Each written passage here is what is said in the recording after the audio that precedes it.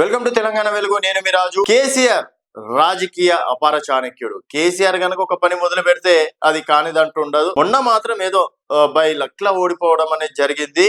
అది కూడా ప్రభుత్వం పైన వ్యతిరేకత కావచ్చు, కొన్ని విషయాలు కావచ్చు. అండ్ ఇప్పుడు దాదాపుగా ఎమ్మెల్యే అంటే కోట కింద 5 ఎమ్మెల్సీలకి ఎలక్షన్స్ జరగనున్నాయి. ఇక్కడ కేవలం 5 మంది అభ్యర్థులు ఉంటే అందులో ఒకటి బీఆర్ఎస్ గెలిచే ఛాయిసెస్ ఉన్నాయి. అలాగే 4 కాంగ్రెస్ పార్టీ, లేకపోతే కాంగ్రెస్ అనుబంధ పార్టీలు ఎవరికైనా ఇచ్చుకుంటే సిపిఐ, సిపిఎం, ఎంఎంకే ఎవరికైనా ఇచ్చుకుంటే వాళ్ళకనమాట. సో 7 వరకు ఒక లెక్క. ఒకవేళ 6వ క్యాండిడేట్ కనుక ఉంటే డెఫినెట్ గా ఎలక్షన్స్ ఉండాలి. అంటే ప్రతి ఒక్క ఎమ్మెల్యేలో ఎన్నికల్లో పాల్గొనాల్సి ఉంటుంది. మరి ఇప్పుడు పార్టీ మారినటువంటి ఎమ్మెల్యేలు ఎవరికి ఓటేస్తారు? ఒకవేళ కేసీఆర్ 2 క్యాండిడేట్లు నిలబెడితే 6 క్యాండిడేట్లు అవుతారు. 6 మంది క్యాండిడేట్లు అయితే డెఫినెట్ గా ఎలక్షన్స్ నిర్వహించాలి.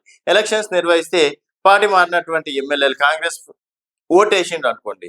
సో సుప్రీం కోర్టులో ఆల్రెడీ 25వ తారీఖు 23వ తారీఖు డెడ్ లైన్ ఇచ్చినట్టు కూడా తెలుస్తుంది.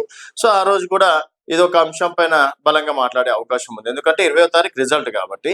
మరి పార్టీ మారినటువంటి 10 మంది ఎమ్మెల్యేలు ఇక్కడ కేసీఆర్ సైడ్ వేశారనుకోండి, సో కాంగ్రెస్ పార్టీకి ఎఫెక్ట్. ఆ విధంగా ఆ 10 మంది ఎమ్మెల్యేని ఇరుకులు పెట్టేటట్లు కేసీఆర్ కొత్త స్ట్రాటజీ, కొత్త ప్లాన్ వేస్తున్నట్టు కూడా తెలుస్తుంది.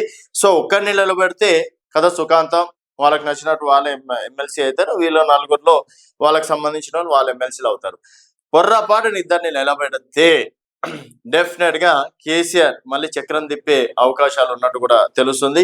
మరి కేసీఆర్ ఆ ప్లాన్ ఉపయోగిస్తాడా లేదా, ఎంతవరకు అది వర్కౌట్ అవుతుంది అనేది వేచి చూడాల్సిన విషయం. సో చూస్తూనే ఉండండి తెలంగాణ వెలుగు.